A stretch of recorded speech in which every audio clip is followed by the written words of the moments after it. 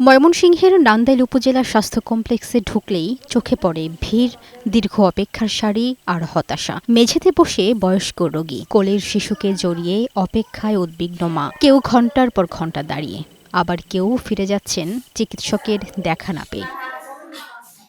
প্রায় 4.5 লাখ মানুষের ভরসা 50 শয্যার এই হাসপাতাল। দীর্ঘদিন ধরে হাসপাতালটিতে নেই কোনো বিশেষজ্ঞ ডাক্তার, আছেন মাত্র 4 জন চিকিৎসক। 10 জন জুনিয়র কনসালটেন্ট থাকার কথা থাকলেও এ পদে কেউ নেই। 17 জন মেডিকেল অফিসার ও সার্জন পদের বিপরীতে আছেন মাত্র 3 জন মেডিকেল অফিসার। আছেন 6 জন মেডিকেল অ্যাসিস্ট্যান্ট।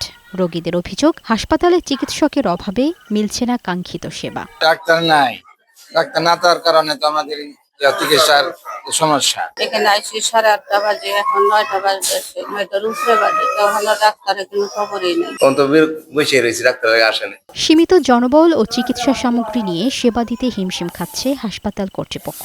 ডাক্তার এবং অন্যান্য জনবল, চতুর্থ শ্রেণীর কর্মচারী, বিশেষ করে পরিচ্ছন্নতা কর্মী, নাইট গার্ড, এগুলো যদি পদায়ন হয় আমাদের এখানে, বা যাদের নিয়োগ দেওয়া সম্ভব, নিয়োগের মাধ্যমে পদায়ন হলে আমরা আমাদের নান্দাইল জনগণকে সুষ্ঠু সেবা দিতে পারবো। নান্দাইল উপজেলার মানুষের চিকিৎসা সেবা নিশ্চিতে দ্রুত প্রয়োজনীয় ব্যবস্থা নেওয়ার দাবি এলাকাবাসীর।